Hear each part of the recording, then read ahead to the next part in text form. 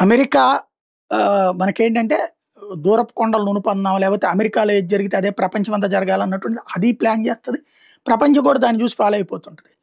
డాలర్ల నుంచి electronic currency ఇప్పుడు మన తరహాలో అమెరికాలో లేదిప్పుడు వాస్తవంగా చెప్పాలంటే. వాళ్ళెప్పటికి కూడా ఆ స్వైపింగ్‌లు, ఆ వ్యవహారాల మీదనే ఉన్నారు. మనకు మళ్ళీ క్యూఆర్ కోడ్‌లు ఇయి చేయట్లేదు. ఎందుకంటే వాటిలి మీద ఆళ్ళు లక్షల కోట్లు పెట్టుబడి పెట్టేస్తున్నారు.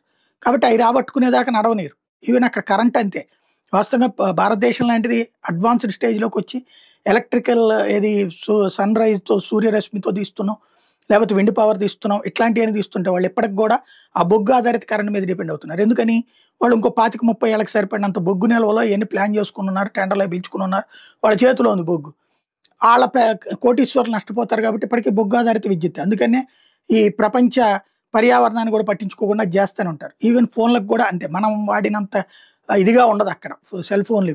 వాళ్ళకి అప్పట్లో ఏదో భూమి అడుగున తీగలేసేసి కేబుల్స్ వేసేసినటువంటి ఫోన్‌లున్నాయి కాబట్టి వాటిటిని తీసేస్తే నష్టపోతారంటూ వాటిటిని డిస్కరేజ్ చేస్తుంటారు. అదొక విచిత్రమైన ప్రపంచం. పాత రోజుల్లో పెట్టుబడి పెట్టినటువంటోడు సంపాదించుకునేదాకా ఆ దేశపు ఎదుగుదల అట్లాగే ఉంటది. అట్లాగా ఇప్పుడు అదే ప్రపంచంలో చైనా అయినా, భారత్ అయినా శరవేగంగా ముందుకెళ్తున్నాయి. అది ఎక్కడున్నదో అక్కడే అవుతుంది. ఇప్పుడు క్రిప్టో కరెన్సీ వైపుకి తీసుకెళ్ళేటటువంటి ప్రయత్నం చేస్తున్నారు. తాజాగా యూఎస్ సెనేట్ తాజాగా ఒక బిల్‌ని పెట్టారు. దాంట్లో క్రిప్టోకి సంబంధించినటువంటిది. ఓ పక్కన క్రిప్టో కరెన్సీ వైపుకి తీసుకెళ్లాలన్నటువంటి ప్రయత్నం అయితే జరుగుతున్నది. మరి అది సక్సెస్ అవుతుందా లేదా? అది సక్సెస్ అయిందంటే గనక డాలర్‌ని పక్కన పెడితే ఫస్ట్ నష్టపోయేది ఏదైనా ఉందంటే అమెరికానే.